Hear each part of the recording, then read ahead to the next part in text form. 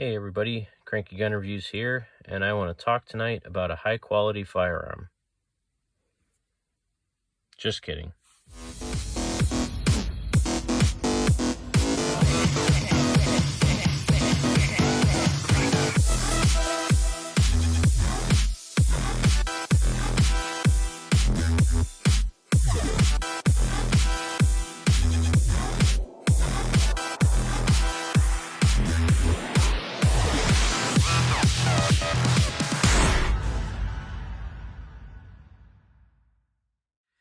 So this is kind of a last look video, first look, last look. I showed this once before on my channel. This is a Raven Arms P-25. This is a first generation. I believe it's from about 1973. I believe if I looked it up. And it's all original in the original box with the original paperwork. This is a 25 auto pistol.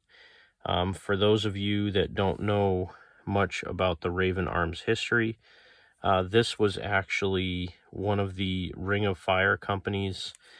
Started out with Raven, and there was like Jimenez and Brico Arms. They were all spin-offs from the Raven company.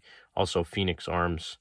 All different spin-offs from this company. Raven Arms started after a firearms ban that came out in the 1960s that stopped the import of a lot of small pistols because they were having a lot of murders and things like that with these particular guns.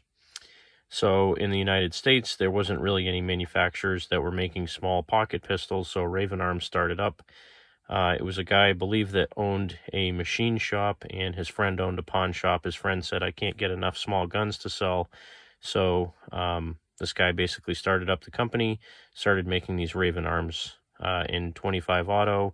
I believe they made a 22 long rifle. They might have made either a 32 ACP or a 380 ACP as well. There are still a couple of companies that make them just like this still, in like 380 auto and 22 long rifle.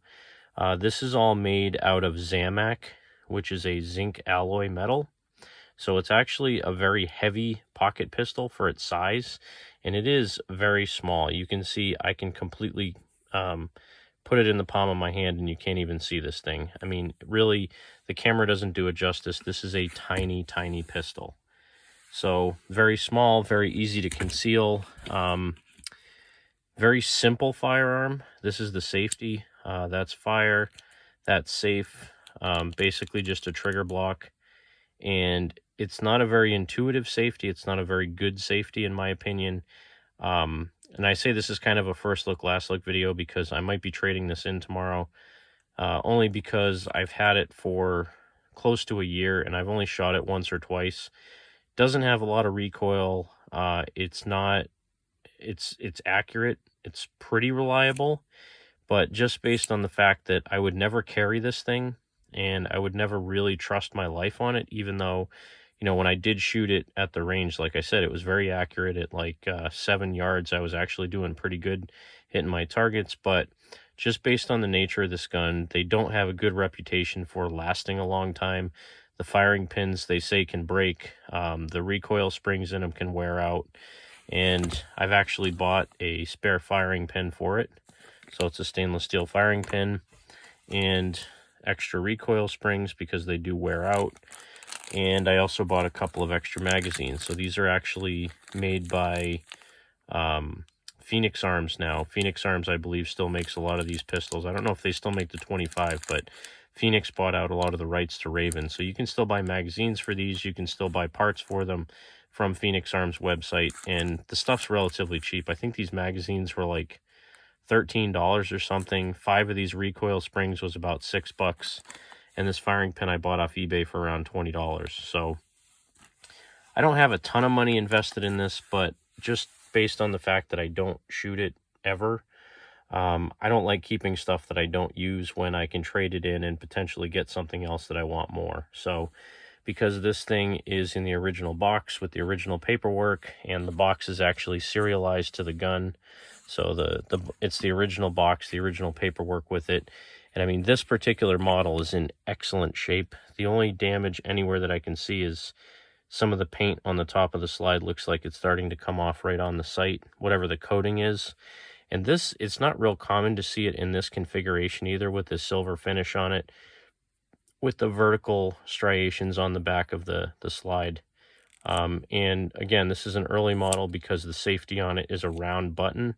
The version that came out after this had a little tiny slide back and forth one, and then later ones I think had a lever that went into the rear of the slide. So this is an original early production, first run of production on these things. And the way they work, there's no slide hold open on these. They're 100% blowback action.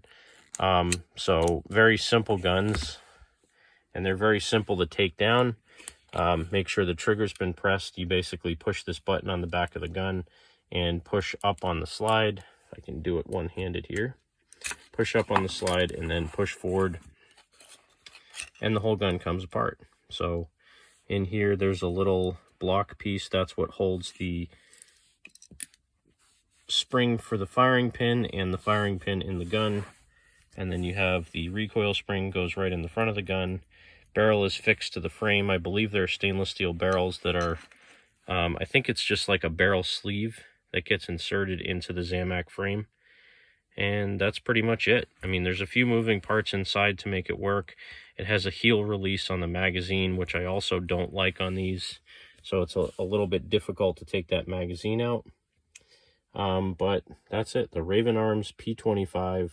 Let me go ahead and put it back together. So anyway, that's the Raven Arms P-25. And it is a first series. They called them the MP-25 after, might have been when Phoenix Arms took over after Raven sold out.